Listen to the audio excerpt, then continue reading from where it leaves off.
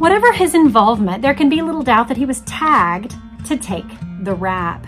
The announcement of the presidential trip was in September, and this was when the pattern of the second Oswalds began. The actual motorcade route was announced the next month, and as we have seen, the charade activities gained in frequency, obviousness, and gunplay as the date of the president's visit drew near.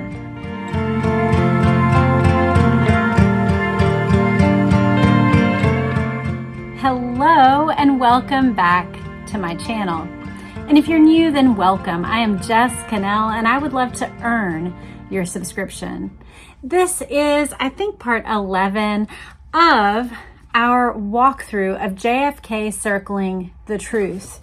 The reason I chose that title is because in this series, our goal is not to have every single reading that we do give us the absolute clear path that we all have to believe no matter what, and this is my view. That's not the goal. But by kind of pulling from a wide variety of literature, we are each getting a chance to look at the case of the JFK assassination and consider for ourselves, what do I believe is true? What is even possible given these facts? With the facts that are presented, what starts to take shape as the possible trajectory that led to that end?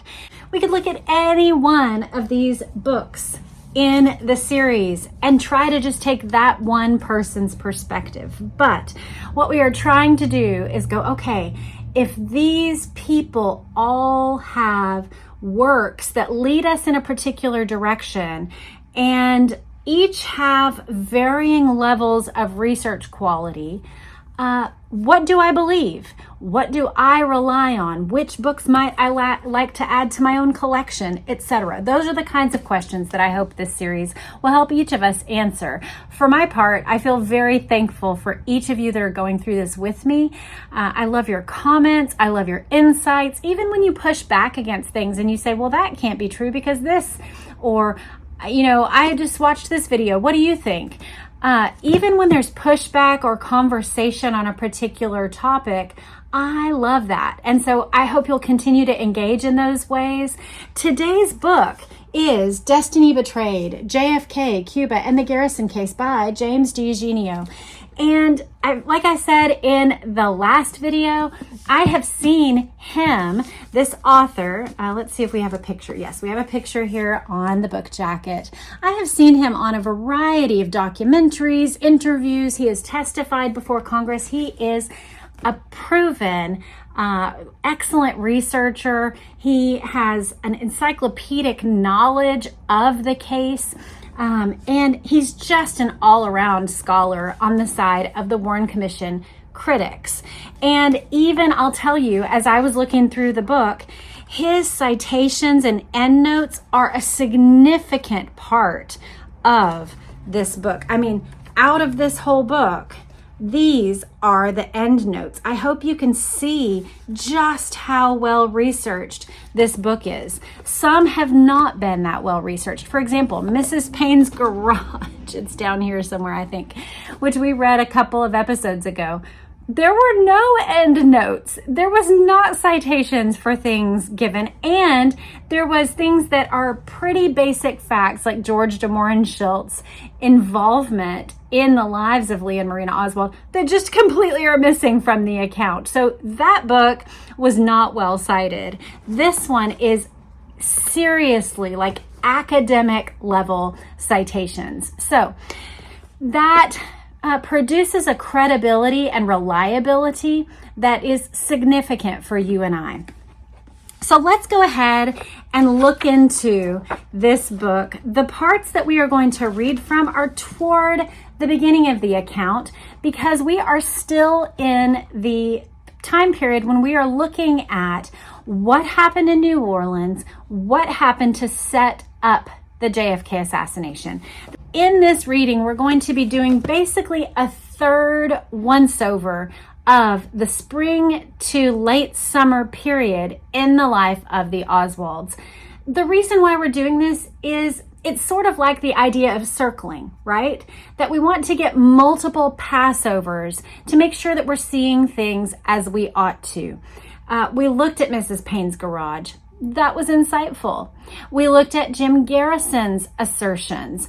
That was helpful, but not actually as specific as I had hoped for. And some of that was probably because of when it was written. There was still a large amount of the documents that were under wraps at the time in 1989 when that book was published. This book was published in 1992. So it starts out about the same place that Jim Garrison's account did. When Oswald left Dallas in the spring of 1963 and met his old mentor and new friends at 544 Camp Street, he also had an odd job. So his friends at 544 Camp Street, in case you don't know, that refers to Guy Bannister and those connections that were downplayed in the Warren Commission, but are significant. That is the address that was stamped on some of the handbills that he was passing out, and he definitely had multiple ties to that location, as did Guy Bannister and other personalities. So we're going to learn about this odd job that he had. It was at the Riley Coffee Company, within a few blocks of Bannister's office, and owned by a wealthy New Orleans reactionary, William Riley. Riley, like Bannister, was a supporter of Cuban exiles, in particular the CIA-backed Cuban Revolutionary Council. There are two very peculiar things about Oswald's stay at this job. First, he would take long breaks quite often. Sometimes he would go next door to the local FBI Secret Service garage. Also, toward the end of his stay at Riley Coffee, he told Alba, the man at this next door garage, that he expected soon to be joining the aerospace industry at the nearby NASA installation. This is an interesting point. He did not, of course, but why did he think so? Well, the reason why is because everyone working with him at Riley Coffee Company and or above him would be transferred there soon. So when you look at the people that Oswald worked with during this time, they all went on to work at NASA almost immediately. Oswald's the only one that didn't, and he had told Alba that he expected that he would. Eugenio also makes sure that we know that 3 of them knew Shaw or Ferry. So Shaw was the one who the whole trial was about with Jim Garrison. Ferry is David Ferry, the CIA affiliated pilot.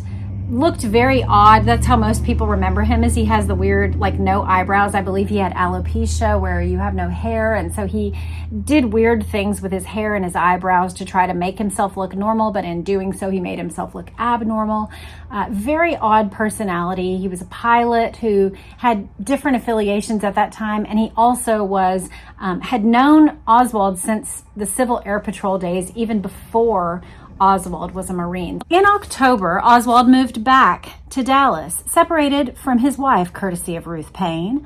With Mrs. Paine's help, he secured his job at the Texas School Book Depository. The next month, from that building, he allegedly performed a fantastic feat of marksmanship and killed the president. Soon afterward, a rabid Oswald got the drop on an armed policeman, Officer J.D. Tippit. 2 days later, in yet another seemingly motiveless lone nut murder, he was killed himself.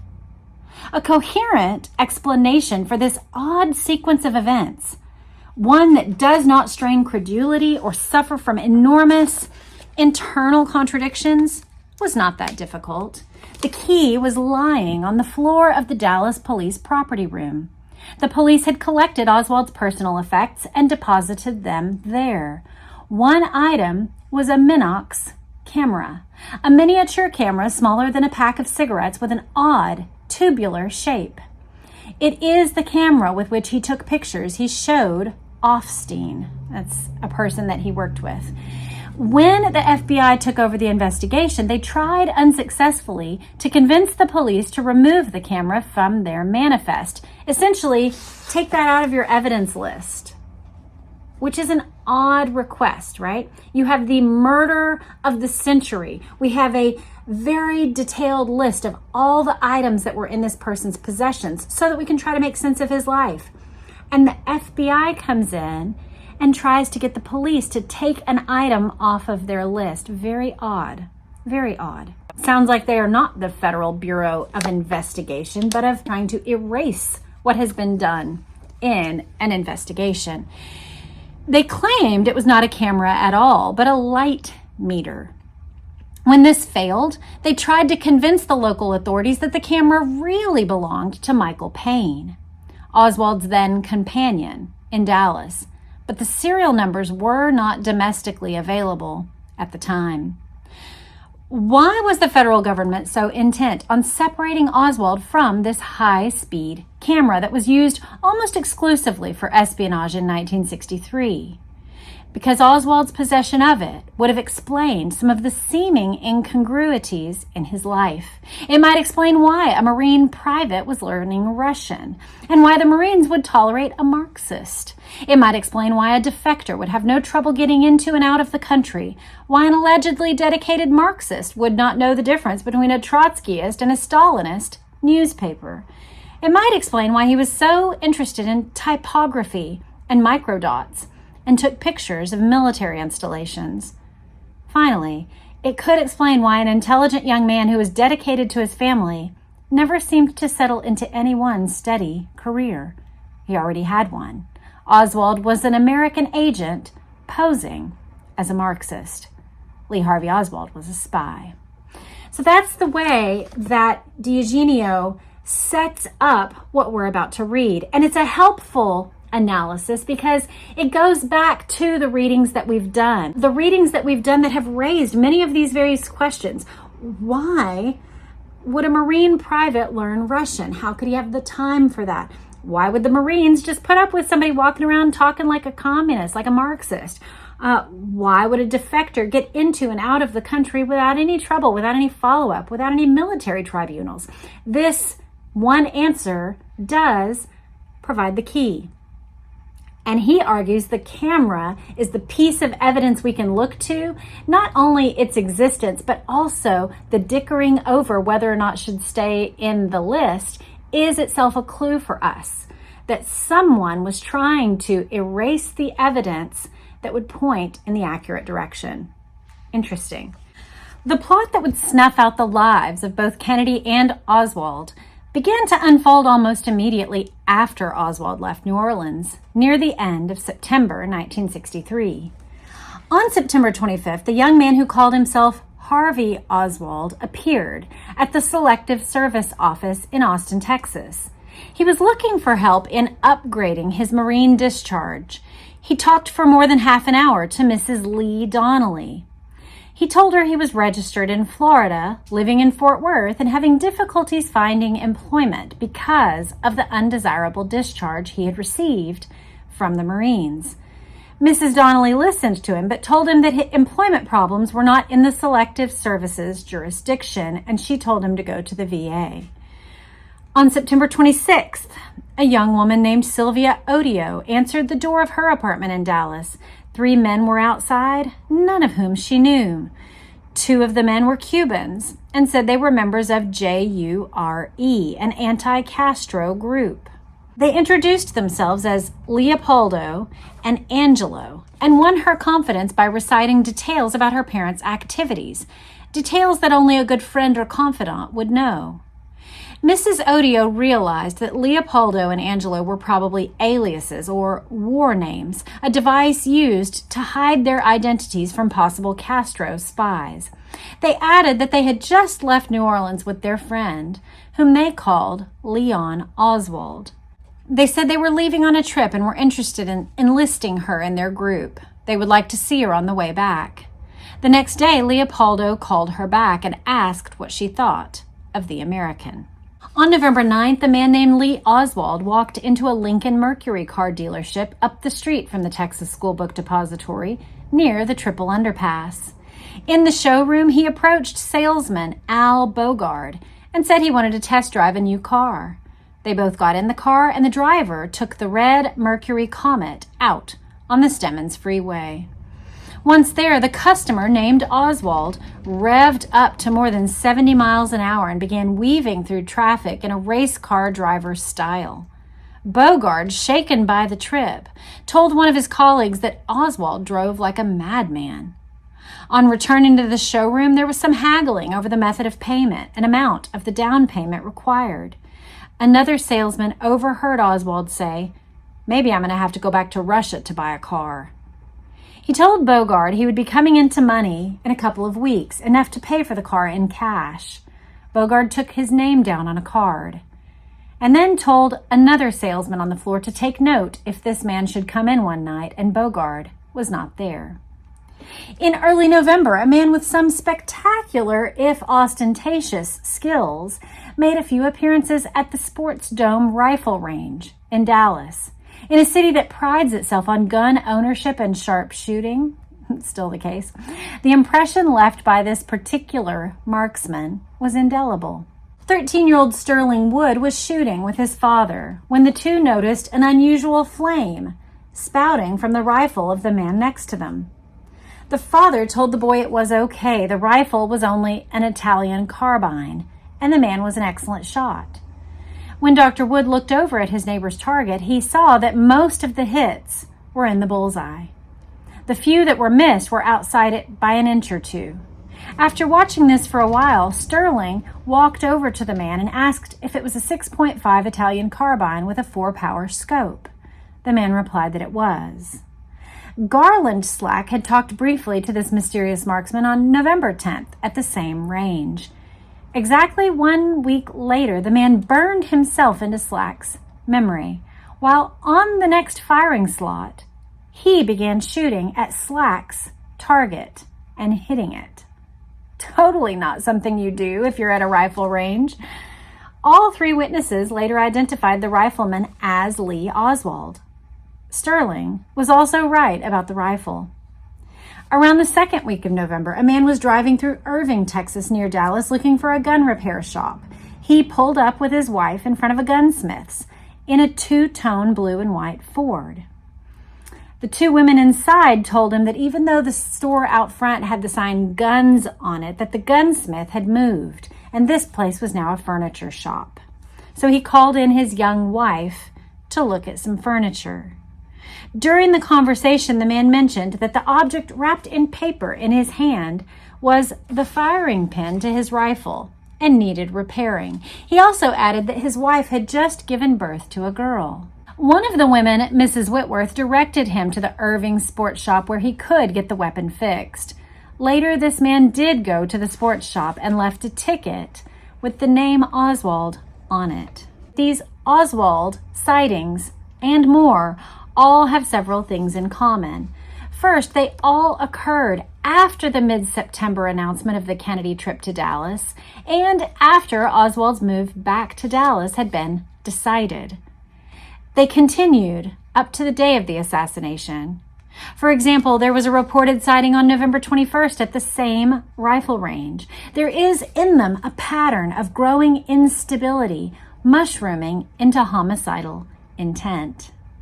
The first incident in Austin shows us a man who's disgruntled because of a bad discharge. The second depicts a Marxist associating with anti-Castro Cubans to leave the impression of a hatred of Kennedy. The third introduces monetary reward for the prospective act, that he's about to come into some money. The last two see him honing his skills and preparing his weapon for the final act. The problem is that none was the real Oswald. Some of the time, Oswald was not even in Austin or Dallas. It could not have been Oswald knocking down bull's eyes at the rifle range because, as we shall see, not only was he a poor shot, but at the times in question he was at home or at work in a documented way. Neither was it Oswald at the furniture store, nor speeding with Bogard on the freeway because Lee Harvey Oswald did not drive. The first overt step of the Dallas conspiracy was to incriminate Oswald by having one or more persons who resembled him involve themselves in what would appear to be later compromising situations. In retrospect, it seems so simple-minded and the situations so contrived that they appear plotted by a hack TV writer. However, this ploy succeeded to fool the Warren Commission. In each case, the man who doubled for Oswald was undoubtedly a dead ringer, but the resemblance was only facial. He was also a daring driver and a crack shot. These are two qualities that the real Oswald lacked. Physically, he differed in two respects. He was a bit huskier, and he had a slightly receding hairline. The second thing that was needed in the plot was to place President Kennedy in position for an ambush between a crossfire. This was done by placing his motorcade route on a path that no security chief would permit. If one looks at the issues of the Dallas Morning News in the days leading up to Kennedy's arrival, there seems to be confusion about the route of the motorcade. On November 16th, one reporter wrote, "The President and Mrs. Kennedy are expected to drive west on Main Street at noon next Friday." On November 19th, the route published on page 1 included the two turns that would actually be taken on November 22nd. The right angle turn on Houston and the 120-degree turn left onto Elm. But just one day later, the route was again reported to be only on Main Street with no turns. Finally, on the day of Kennedy's arrival, the map on the front page of the newspaper depicted a straight path down Main through the triple underpass, which, if you notice, the middle path of the triple underpass is Main Street. And that's apparently the route that FDR had taken when he came through Dallas, and also that Adlai Stevenson, not that long before Kennedy, had also done. And what was done at that point was that the motorcade would basically go over the barrier when they got past the triple underpass and still get on Stemmons that way. Totally different path than what was planned on this day. The reason for the confusion has never been cleared up, but the effects of the route actually taken is obvious when one visits Dealey Plaza, where those sharp turns were negotiated. First, the cars had to slow down drastically, down to 11 miles per hour, far below the recommended speed for a motorcade. Second, because of the disinformation in the newspapers, the crowds in Dealey Plaza were much thinner than on Main Street. One can see this clearly in films taken on that day. Third, the layout of Dealey Plaza was absolutely perfect for an ambush by rifle fire. When I recently visited Dealey Plaza with the Grodins, Robert pointed out, he said, if you had to go into Hollywood and think through and plan out a movie where this very thing could happen, you couldn't choose a better location than Dealey Plaza. It's picturesque. It's got all the things you would wish for. It's got a graded decline so that you can see the president approaching. It's got the slowdown. It's got the potential for crossfire from many different directions. You have the train yards where there's an easy getaway. You have tons of highways and roads, all in easy access. You've got so much going on. You really couldn't choose a better location. As the car made the last turn onto Elm, there were high buildings behind it on either side. To the front, there was a patch of grass with a fence behind it. Behind the fence was a parking lot and 2 railroad tracks. You could hardly ask for more if you were planning an assassination. Perfect positions for snipers, a target open from all directions, easy access and exit, witnesses in front of you with obstacles hiding their vision if they turn around after the shooting. The third step in the plot was to set up Oswald to be in the right place at the right time in order to be framed for the assassination. This process began in October of 1962, shortly after Oswald's return from Russia. He was befriended by a mysterious, complex man named George de Mohrenschildt. As Edward Epstein noted, one of the inscrutable de Mohrenschildt aims seemed to have been separating Oswald from his wife. He accomplished this by April of 1963 and then left the scene, never to be seen by Oswald again. The woman whom Marina Oswald moved in with at this time was Ruth Paine.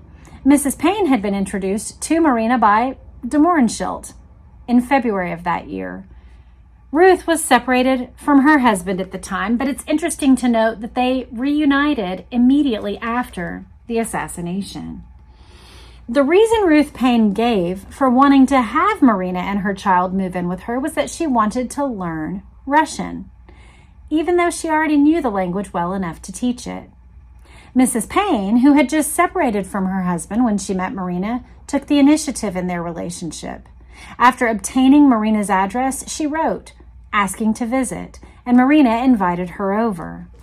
They became friends, and when Lee was preparing to move to New Orleans, Marina moved in with Ruth before joining Lee later. We read about that in Mrs. Paine's garage. That was a helpful part to get that clear in our heads of the time frame that Lee left. Marina stayed for 2 weeks. That gave the women a foundation of friendship that was kept over the course of the summer and returned to at the end of the summer when she returned to Dallas. Eugenio explains it this way. Once Ruth Paine had Marina at her house, she was persistent in keeping her there and vigilant over her. After making a cross-country trip, about which the records are still classified, she picked up Marina in New Orleans in September of 1963 and drove her back to Dallas. Again, Marina lived with Ruth Paine and was separated from her husband until his death on November 24th. As for Ruth's vigilance that she kept, the Warren Report openly says that Ruth Paine has stated that she always accompanied Marina Oswald whenever Marina left the house with her children. It was Ruth Paine who convinced Marina not to have her husband at the Paine home the weekend before the assassination. Ruth Paine's influence extends beyond separating Marina from Lee, a fact that would tend to make him seem even more isolated and offbeat to anyone looking into his life. It was Ruth Paine who placed Oswald at the school book depository, and upon hearing of the job, Ruth Paine personally called the superintendent and heartily recommended Oswald for the position. Oswald was hired within 24 hours. But within that same time period, we get a little more detail about this, which we talked about in our last book.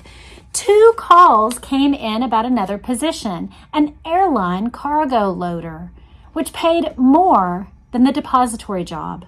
The calls came to the Paine household. Oswald never got word of them. Interesting details there that there was a job that paid more, which if you knew that a young couple was trying to get on their feet together and had been looking for work really since February or March of that year, and now we're at October, November, and you know that there's this job that pays more.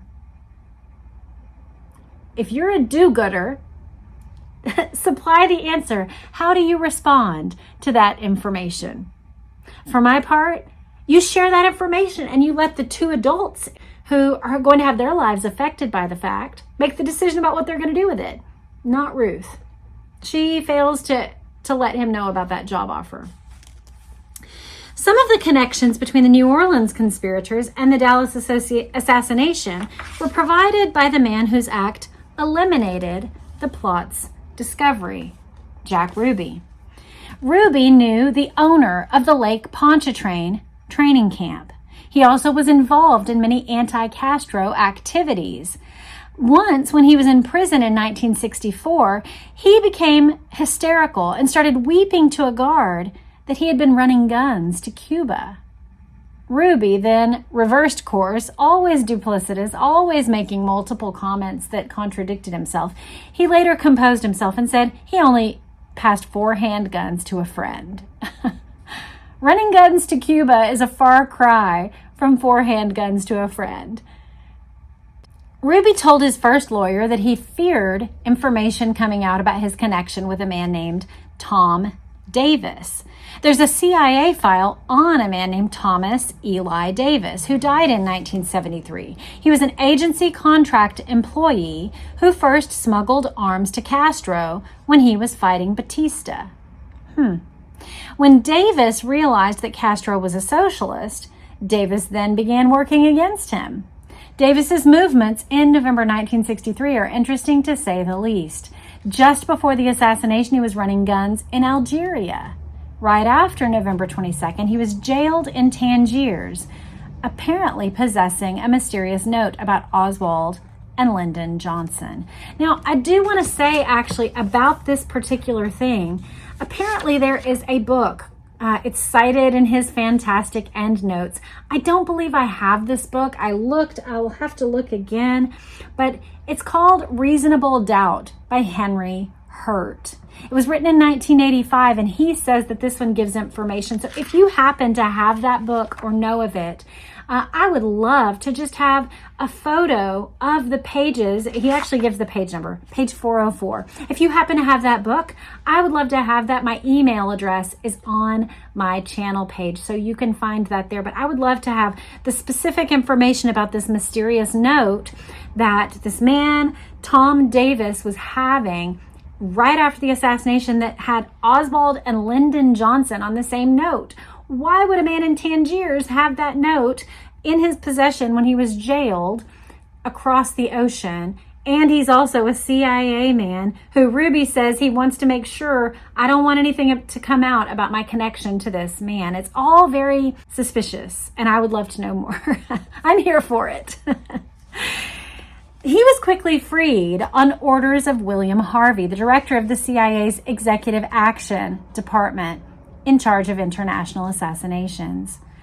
Ruby was working with Davis in 1959, although it's not clear that Ruby did this for explicitly political reasons. Unlike Ferry, Shaw, and Bannister, Ruby was not a fanatical patriot. He apparently used this opportunity to make money. He always seemed to be in debt. The more Ruby's case is investigated, the more about his Cuban and New Orleans relationships is revealed. Ruby is said to have made 4 trips to the island, although credible commentators believe the number to be higher. The frequency increased as time went on, and the Warrant Commission had evidence that Ruby had visited Havana as late as June of 1963. When someone from the underworld, whether they're CIA or the mafia, when they assert something, I don't necessarily take it as true. But that's the position that you're in when you're trying to put together a chronicling of Jack Ruby's life, or even a chronicling of this case. One of the most puzzling aspects of the conspiracy, and a riddle that will probably never be solved, is the extent of Oswald's knowledge of the plot. The evidence is certainly strong that Oswald never fired a rifle on November 22nd. And for that, we are actually going to read one of his end notes. Like I said, his end notes are fantastic.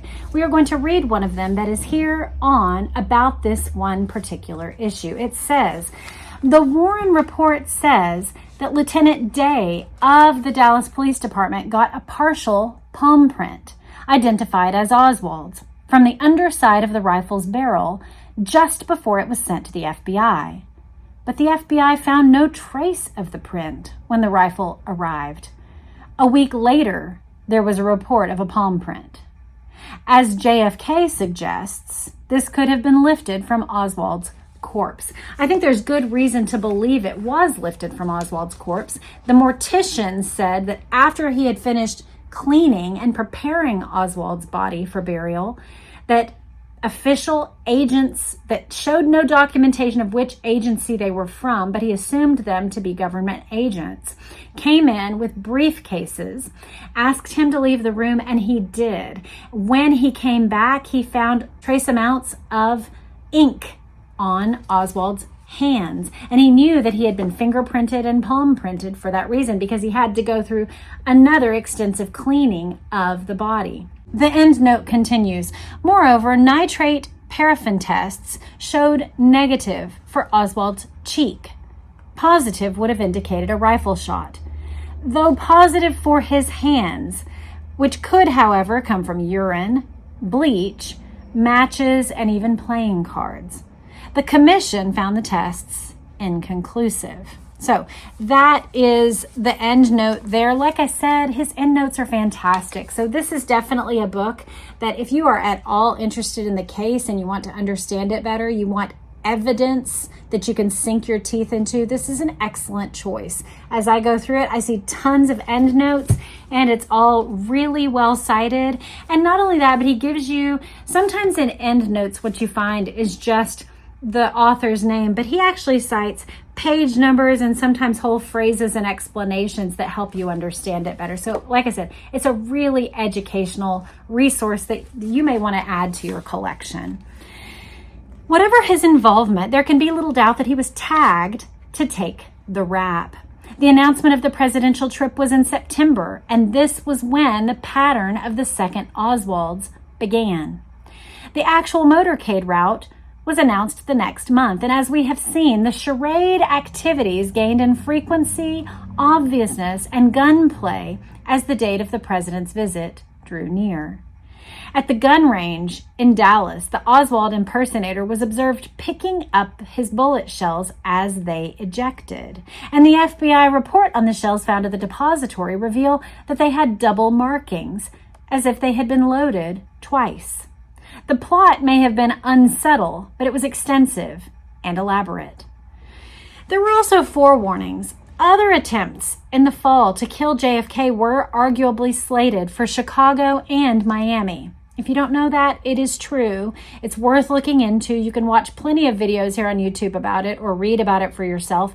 Abraham Bolden was one who testified to the existence of the Chicago plot, and we're about to hear about the Miami one. On November 9th, a Miami police informant met with wealthy right-wing extremist Joseph Miltier. The informant, who was taping their conversation, steered the dialogue to Kennedy's upcoming trip to Miami, and here's how it went. Miltier said, "You can bet your bottom dollar Kennedy is going to have a lot to say about the Cubans. There are so many of them here. The more bodyguards he has, the easier it is to get him from an office building with a high-powered rifle. He knows he's a marked man." They are really going to kill him?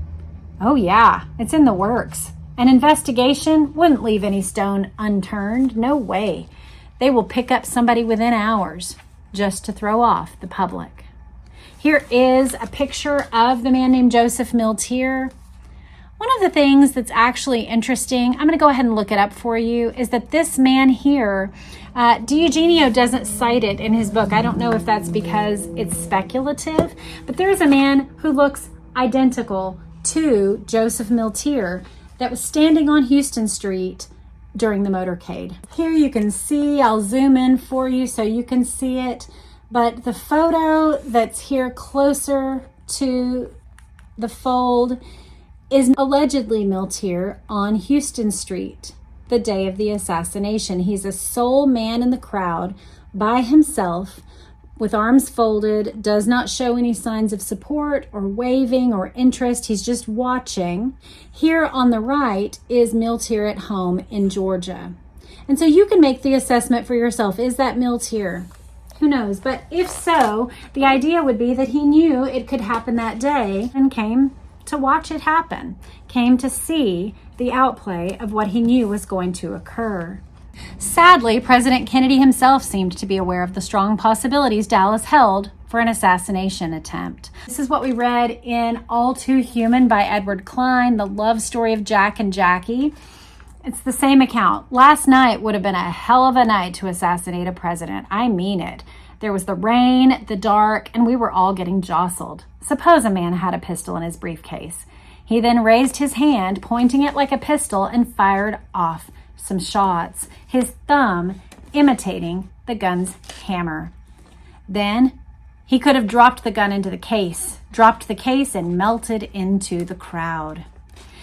John Kennedy had foreseen his own death that morning, but Miltier had the circumstances down more accurately. It was definitely an overkill operation, no fooling around with pistols and briefcases.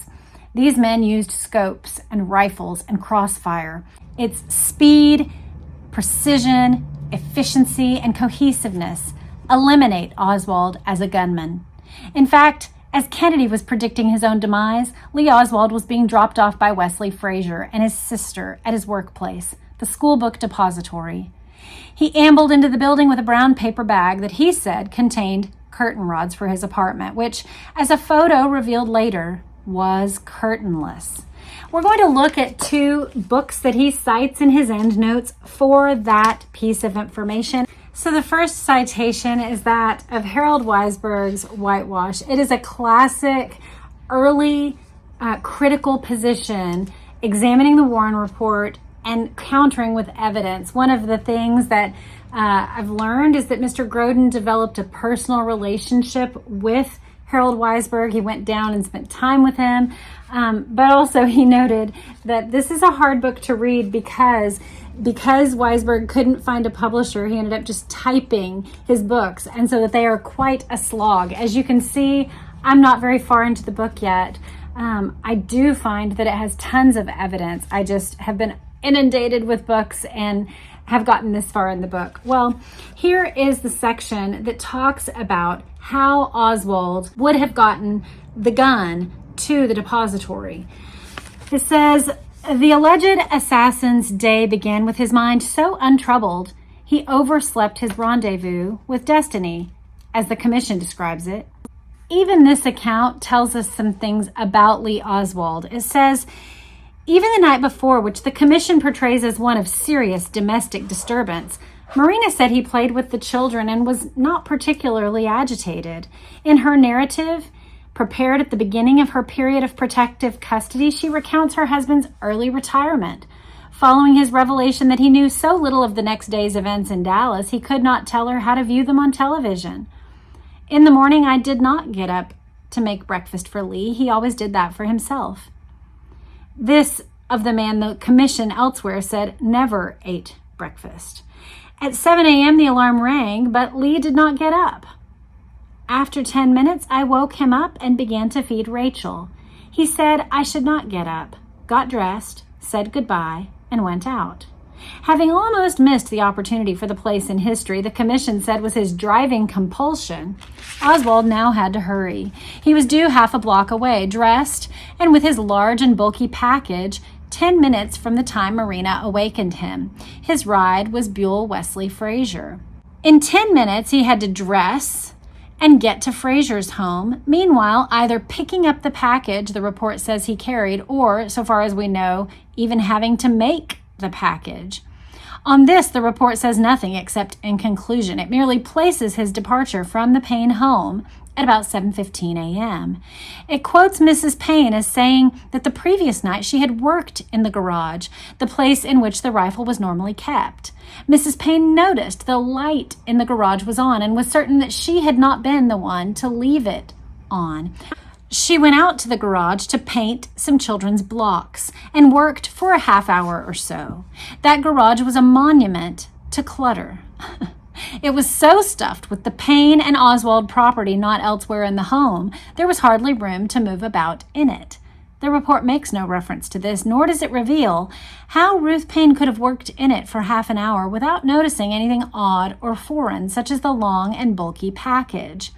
And although the garage provided little walking space, the commission does not explain how Mrs. Paine could have maneuvered about in it for not less than half an hour, collecting her paint, brushes, blocks, then painting and arranging the blocks and storing the paints and brushes without at least stumbling on the rifle, which the report insists was usually kept lying on the floor wrapped in a blanket.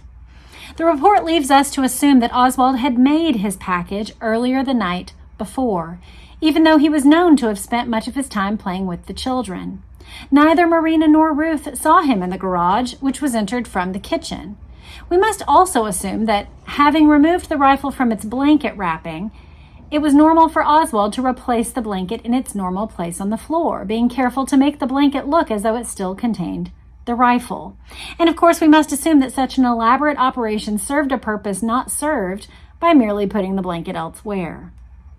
The narrative continues with Mrs. Lennie Mae Randall, Frazier's sister with whom he lived, noticing Oswald approaching with a heavy brown bag, in the commission's words, rather than the words of Mrs. Randall. He, according to her, gripped the bag in his right hand near the top. It tapered like this as he hugged it in his hand. It was more bulky toward the bottom than toward the top. If this seems like a novel or dangerous way to carry a rifle, especially with the metal portion not attached to the stock and more likely to punch a hole in paper, it did not seem so to the commission. As if Oswald's gripping and hugging might be expected to leave marks of at least crumpling on the bag, the commission did not so expect, and the bag itself shows no markings of the shape of a rifle, assembled or disassembled. The creases where it was folded in 4 are still sharp and clear. After untold handling, examination, and testing, these creases are strong enough to keep the bag from lying flat when extended to its full length. Mrs. Randall estimated that the package was approximately 28 inches long and about 8 inches wide. It was not quite that way. Mrs. Randall first described the manner in which Oswald was carrying his package. In the part the commission does not quote in the report, Mrs. Randall said, "It almost touched the ground." This was not lost upon the commission when the counsel, Ball, misinterpreted Mrs. Randall's testimony, asking, "And where was his hand gripping the middle of the package?" Mrs. Randall corrected him, saying, "No, sir, the top." Barr reiterated her correction and her description of the package as almost touching the ground. Knowing Oswald's sleeve length and height, as the commission did, measuring the length of a package he could have held in his grip without touching the ground was simple and provided an accurate means of approximating the length. Actually, it requires a tall man, which Oswald was not, or a man with abnormally short arms. We don't know his arm length, for a 28-inch package to even barely clear the ground. Her brother, whom the report next quotes, was completely consistent with her, and his account likewise never varied. The report says Fraser recalled that one end of the package was under Oswald's armpit and the lower part was held in his right hand so that it was carried straight and parallel to his body. Can you picture that? A package here cupped in the hand and up under the arm. On December 1st, 1963, he had shown FBI agents the space he recalled the bag occupying on the back seat of his car. And who would have put a knocked-down rifle on the back seat from which the first sudden stop would have hurled it to the floor, attracting attention and risking the rupture of the bag and revelation of its contents? That's a very good question, Harold Weisberg. Thank you for asking it for us.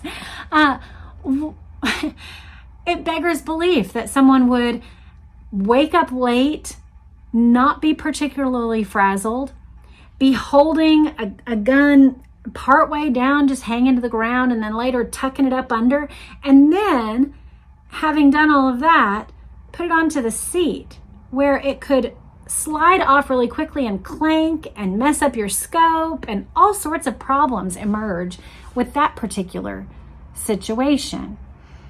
By the FBI measurement, 27 inches was the maximum possible length because of the seat. Fraser's own estimate of the size when he first saw the package, which he assumed contained curtain rods, was 2 feet. When Fraser was questioned, it turned out that he had once worked in a department store and had, in the course of employment, handled packaged curtain rods. So interesting. Some people point to that, Fraser having mentioned curtain rods, as him having reached back in his memory of his own experiences and come up with that as a possible way that Oswald could have brought the rifle. So was it a created story? Is it a remembered story? Regardless, the measurements don't work out, because no matter how you measure 28 to 24 inches, the Mannlicher Carcano cannot be taken down into the size that would permit that size package to be carried in the manner described. Either way, it doesn't work. The other book that's cited is this one, Anthony Summers' Conspiracy. So we'll read a smidge about the curtain rods from here. He titles it The Curtain Rod Story. Oswald did admit bringing a package of some sort to work with him on the morning of the assassination, but strenuously denied it contained a rifle. He claimed it was merely a bag containing his lunch, made up of a cheese sandwich and an apple. That would fit way more meaningfully with Lenny Mae Randall's story that he was holding it at the top. That is what you do with a lunch sack. To me, that's the actual story here. There were no curtain rods. There was no bag. To me, that's the story. I don't know, maybe there were curtain rods, maybe there was a rifle. But to me, you don't hold a rifle either way. I could see way more like this under the arm, but holding it by the top of the bag makes no sense to me at all. What about you? When asked about the size of the package, Oswald replied, "Oh, I don't recall. It may have been a small sack or a large sack. You don't always find one that just fits your sandwiches." When he gave this evasive answer, the prisoner was well aware that the police had already heard the ominous story about curtain rods from Buell Frazier, the workmate who drove Oswald to his wife's place the night before the assassination and then back to work the next morning. Oswald denied telling Frazier that he was going there to fetch curtain rods for his rented room and insisted he did not carry a long package the next morning or place it on the back seat in Frazier's car. Both denials are implausible, because there's no reason to doubt the word of either Frazier or that of his sister, who also saw Oswald with the long package.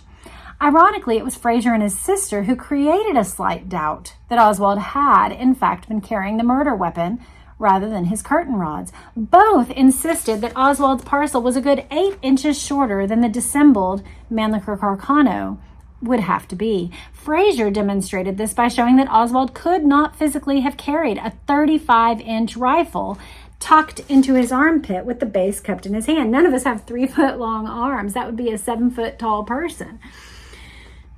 He could have done so only if the package was shorter, yet the commission felt Frazier and his sister were mistaken. And to bolster their theory that Oswald did carry the rifle to the depository, they had the 38-inch paper bag which had been found by the window of the 6th floor. The bag was firmly linked to Oswald by a fingerprint and a palm print, although it was free from any scratches or oil from the metal parts of a rifle.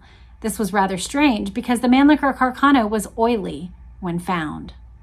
The Warren Commission and the Assassinations Commission in 1979 concluded that Oswald did carry the rifle to work, and it was a reasonable finding. Certainly Oswald carried something to work and was evasive about it when questioned. Finally, we're given one little additional detail that I hadn't planned to share, but I think I will with you all.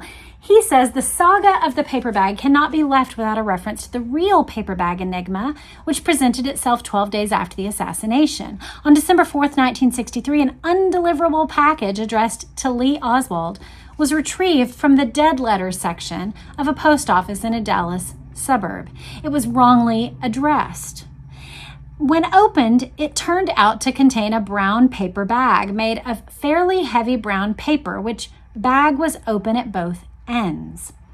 Since no postal worker is likely to have tossed aside a package addressed to Lee Oswald after the name became world famous on November 22nd, it's reasonable to assume that the parcel arrived before the assassination.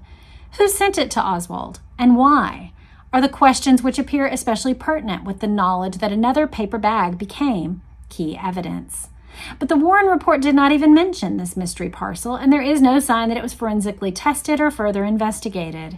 So that is what Anthony Summers gives us about the brown paper bag situation. I just wanted to go ahead and give you these two primary source resources because I happen to have them both on hand. We haven't talked about the paper bag situation yet in any of our readings, and it fit precisely with the end of this reading. I really enjoyed Destiny Betrayed. I have to tell you, this is one of the books that there are some that I don't plan to revisit immediately that perhaps I'll read one day, but this is one that I will for sure put on my read the whole thing list. So let me know in the comments what you think of the reading. What do you make of the contradictions in Oswald's movements? What do you make of the double Oswald sightings? What do you make of the fact that all of that frenetic activity started after Oswald had agreed to go to Dallas and fervored up toward the end as the motorcade route was announced and all of that? What do you make of Ruth Paine not sharing the job opportunity? And what do you make of that brown paper sack? I would love to hear your thoughts in the comments. Let me know what you really think. Let me know what you're discovering. If you have any additional resources, leave them in the comments. We will look forward to that. Come back next time as we continue our walkthrough of JFK Circling the Truth. I hope you have a great day. Bye.